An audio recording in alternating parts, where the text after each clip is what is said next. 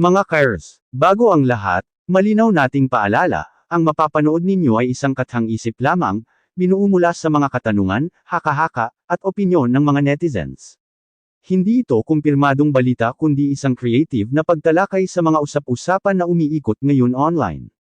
Kaya relax lang tayo, enjoy, at sabay-sabay nating himayin ang kwento. Ngayon, grabe, usap-usapan ngayon ang umano'y pagpapatuloy ng EDSI Part 100 sa Korea. Oo, tama ang narinig ninyo, Korea. Pero ang tanong ng lahat, totoo nga ba ito o isa lang itong malupit na haka-haka ng netizens?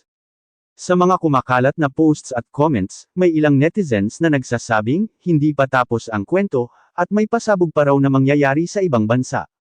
May mga nagsasabi rin na may mga nakita raw silang clues sa mga larawan at videos, mga background na tila hindi na Pilipinas, kundi parang nasa ibang lugar na. At doon na nagsimula ang matinding speculation, Korea na nga ba ang next chapter? Pero hindi dyan natatapos ang usapan. Mas lalong uminit ang issue ng may mga netizens na naglabas ng kani-kanilang opinyon, frank lang ang lahat. Ibig sabihin, may mga naniniwala na baka scripted lang ang mga nangyayari, at bahagi lang ito ng mas malaking plano para sa content. Pero may iba rin na todo depensa, na nagsasabing totoo ang emosyon, totoo ang pinagdadaanan, at hindi basta-basta pwedeng maliitin ang mga nangyari. At habang lumalala ang diskusyon, may isang pangalan ang biglang napasama sa usapan, si Viancy. May kumakalat na tanong, sumunod ba siya sa Korea? Dahil daw sa ilang napansing galaw at pagkawala sa ilang eksena, may mga netizens na nagsimulang magduda. Sabi pa ng iba, baka raw may lihim na dahilan kung bakit siya mawawala pansamantala, o baka naman surprise lang ito para sa isang mas malaking eksena. Pero teka, mas lalong naging misteryoso ang lahat ng may lumabas na alegasyon, huli sa CCTV. May ilang netizens na nagsasabing may nakita raw silang footage na parang kahawig ng isa sa mga involved, na tila nasa isang lugar na hindi inaasahan. Pero hanggang ngayon, wala pa ring malinaw na ebidensya kung ito ba ay totoo o edited lamang. At dito napapasok ang isa pang twist, dahil ayon sa ilang kumakalat na pahayag, may nagsasabing si Rob daw mismo ay nagsabi na may sakit ang isa sa kanila. Kaya ang tanong ng marami, kung may sakit, paano magkakaroon ng biyahe? Paano matutuloy ang Korea? Kaya ngayon, mga Kairs, hati ang opinyon ng netizens. May naniniwala, may nagdududa, at may naghihintay ng katotohanan. Sa susunod na segment, mas lalalim pa ang kwento. Ano nga ba ang mga ebidensya na pinanghahawakan ng netizens? At may katotohanan nga ba sa CCTV issue? Mga Kairs, mas lalo pang umiinit ang usapan. Dahil habang tumatagal, hindi lang basta haka-haka ang kumakalat, kundi pati mga tinatawag ng netizens na ebidensya. Pero ang tanong, gaano nga ba ito kay-toto? Unang kumalat ang ilang screenshots at short clips na sinasabing may Korea vibes. May mga nakapansin daw ng background, mga gusali, ilaw, at paligid na tila hindi pangkaraniwan sa Pilipinas. Yung iba pa nga, kinukumpara pa ang mga eksena sa mga sikat na lugar sa Korea. Kaya tuloy, lalong lumakas ang hinala ng iba na baka nga nasa ibang bansa na ang ilan sa kanila. Pero hindi lahat kumbinsido. May mga netizens na nagsasabing posible rin daw na edited lang ang mga ito. Sa panahon ngayon, napakadali na raw maglagay ng background o gumawa ng ilusyon gamit ang teknolohiya. Kaya para sa kanila, hindi sapat ang simpleng larawan o video para patunayan na nasa Korea na talaga ang EDSI Part 100. Ngayon, balikan natin ang isyu kay Viancy. Mas lalong naging sentro siya ng usapan dahil sa kanyang biglaang pagkawala sa ilang bahagi ng kwento. May mga nagsasabing baka raw lihim siyang bumiyahe, habang ang iba naman ay naniniwalang parte lang ito ng suspense para sa mas malaking reveal. May isang netizen pa nga ang nag-comment kung hindi siya sumunod, nasaan siya ngayon? Isang simpleng tanong, pero nagbukas ng napakaraming posibilidad. Dahil kapag hindi siya nakita sa usual na lugar, natural lang na maghinala ang mga tao. Pero muli, wala pa ring konkretong patunay. At eto na, ang mas kontrobersyal na bahagi, ang umano'y CCTV issue. May kumakalat na kwento na may nakitang footage ng dalawang tao na kahawig ng mga involved sa kwento, naglalakad sa isang hallway. Hindi malinaw ang mukha, pero sapat na raw ito para magdulot ng duda sa maraming netizens. Pero may mga eksperto rin sa comment section, yung mga mapanuring viewers, na nagsasabing delikado raw basta maniwala sa ganitong klaseng footage. Pwedeng coincidence lang, pwedeng kamukha lang, o mas malala, pwedeng gawa-gawa lang para lalong painitan ang issue. Habang lumalala ang haka-haka, may isa pang bagay ang bumabagabag sa isip ng marami, yung pahayag na may sakit daw ang isa sa kanila. Kung totoo ito, bakit parang may mga indikasyon ng biyahe? Hindi ba dapat nagpapahinga? O baka naman may ibang paliwanag na hindi pa inilalabas sa publiko? Dito na ngayon nagkakaroon ng dalawang kampo ang netizens. Una, ang naniniwala na may tinatagong malaking sorpresa, na lahat ng ito ay bahagi ng isang grand reveal sa Part 100. At pangalawa, ang nagdududa, na baka raw pinapaikot lang ang kwento para mas lalo itong pag-usapan at sumikat. Pero isang bagay ang sigurado, habang wala pang malinaw na sagot, mas lalo lang lalalim ang intriga.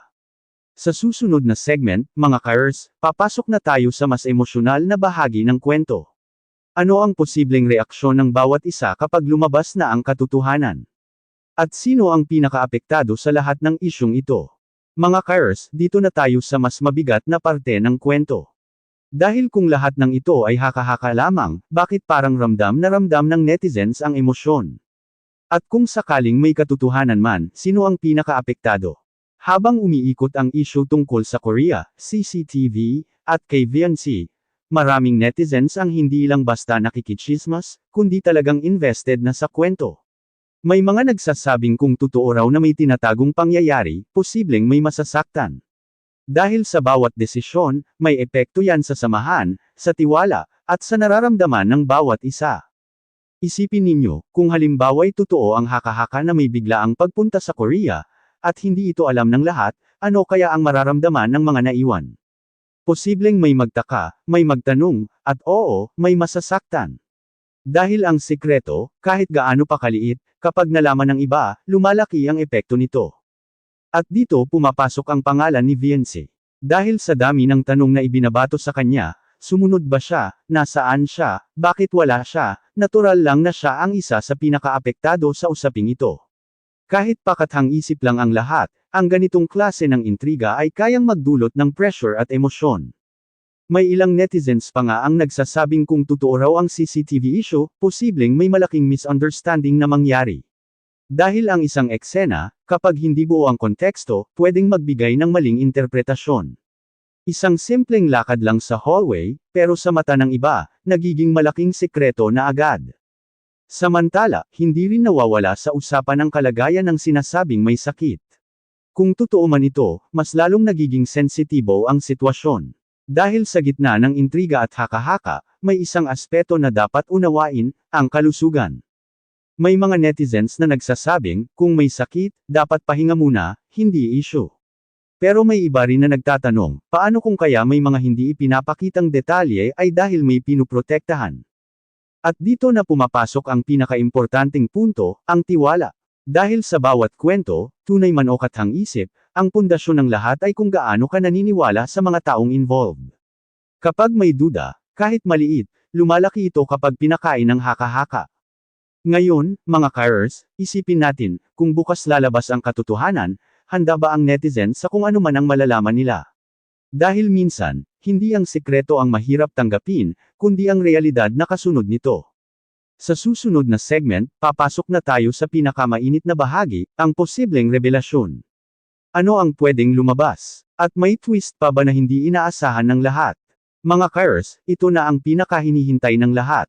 Habang papalapit ng papalapit ang tinatawag na Part 100, mas lalo ring tumitindi ang pakiramdam ng netizens na may malaking pasabog na nakatago. At kung pagbabasehan ang lahat ng haka-haka, posibleng hindi lang ito simpleng continuation, kundi isang grand reveal. Unang posibilidad na pinag-uusapan, ang Korea trip. Kung sakaling totoo ito, maaaring hindi ito basta-basta lakad lang. May mga netizens na naniniwala na ito ay parte ng isang malaking plano, isang espesyal na episode kung saan ilalabas ang mga sikreto, emosyon, at mga hindi pa nasasabi noon. Isipin ninyo, ibang bansa, bagong environment, bagong simula. O baka naman doon lalabas ang katotohanan na matagal nang tinatago. Pero teka, may isa pang mas matinding twist na pinag-uusapan, ang CCTV issue. Kung sakaling may katotohanan ito, pwedeng maging dahilan ito ng malaking confrontation. Dahil kung may isang eksena na makikita ng lahat, kahit hindi buo ang konteksto, siguradong magkakaroon ng tanong, duda, at posibleng tensyon sa pagitan ng mga involved. May mga netizens pa nga na nagsasabing baka ang CCTV clip na kumakalat ay teaser lamang, isang paraan para painitan ang kwento bago ilabas ang totoong nangyari. Kung ganito nga ang mangyayari, ibig sabihin, mas malalim pa ang istorya kaysa sa inaakala ng lahat. Ngayon, pag-usapan natin si Viancy. Dahil sa dami ng tanong tungkol sa kanya, may ilang netizens na naniniwala na siya ang magiging sentro ng revelasyon. Posible raw na ang kanyang pagkawala o pagiging tahimik ay may dahilan, at ito ang magiging susi para maintindihan ang buong kwento. May isang teorya pa nga na kumakalat, na baka ang lahat ng ito ay isang test of loyalty.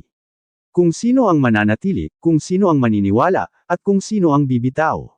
Dahil sa dulo ng bawat kwento, hindi lang katotohanan ang mahalaga, kundi kung sino ang pipiliing manatili kahit maraming tanong.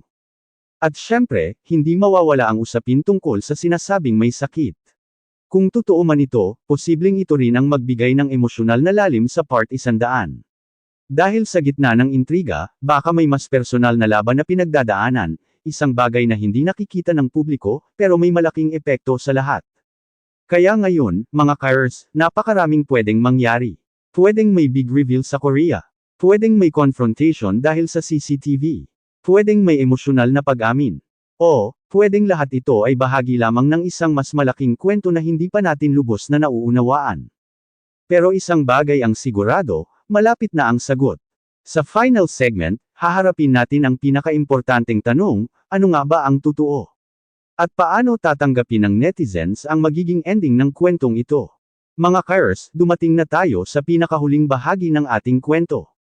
At gaya ng paalala natin kanina, ito ay isang kathang-isip lamang, binuo mula sa mga haka-haka, tanong, at obserbasyon ng netizens. Pero aminin man natin o hindi, may mga aral at emosyon tayong napulot sa bawat eksena. Ngayon, ang pinakamalaking tanong, ano nga ba ang totoo? Sa dami ng kumalat, Korea trip, CCTV issue, pagkawala ni Viancy, at ang usapin ng pagkakasakit, walang malinaw na kumpirmasyon. At doon natin makikita ang realidad ng social media, minsan, hindi kailangan ng katotohanan para mabuo ang isang kwento. Sapat na ang duda, sapat na ang haka-haka, at sapat na ang emosyon ng mga taong nanonood. Pero kung iisipin natin ng mas malalim, paano kung ang totoong revelasyon ay hindi tungkol sa lugar, hindi tungkol sa CCTV, at hindi tungkol sa mga usap-usapan? Paano kung ang totoong kwento ay tungkol sa tiwala? Dahil sa bawat intriga, nasusubok kung sino ang maniniwala, kung sino ang maghihintay, at kung sino ang agad bibitaw. Sa kwentong ito, nakita natin kung paano nahati ang opinyon ng netizens, may naniwala, may nagduda, at may nanatiling kalmado habang hinihintay ang katotohanan. At si Viancy, sa gitna ng lahat ng tanong at hinala, siya ang naging simbolo ng isang taong hinusgahan base sa kulang na impormasyon. Kung totoo man o hindi ang mga paratang, isang bagay ang malinaw, ang bawat kwento ay may dalawang panig, at minsan, hindi agad nakikita ang buong larawan. Ganon din sa isyu ng CCTV, isang simpleng eksena na walang konteksto ay pwedeng magmukhang malaking sikreto. Pero sa dulo, naipakita nito kung gaano kabilis magbigay ng interpretasyon ng mga tao, even without full proof. At yung sinasabing may sakit, ito ang nagpapaalala sa atin na sa likod ng intriga at drama, may mga personal na laban na hindi natin nakikita. Mga bagay na mas mahalaga kaysa views, usapan, o kasikatan. Kaya mga Kairs, ano ang ending ng kwentong ito? Ang ending, ay nasa kung paano natin pipiliing maniwala. Hindi sa lahat ng nakikita, kundi sa kung ano ang may sapat na katibayan. Hindi sa lahat ng naririnig, kundi sa kung ano ang may katotohanan. Dahil minsan, ang pinakamalaking twist, ay ang realization na hindi lahat ng kwento ay kailangang paniwalaan agad. At doon nagtatapos ang ating kathang-isip na kwento ng EDSI Part 100 sa Korea. Kung nagustuhan ninyo ang ganitong klaseng content, yung may halong intriga, emosyon, at aral, huwag kalimutang i-like, i-share, at mag-comment ng inyong opinyon. Ako si Kairs, at magkikita-kita tayo sa susunod na kwento.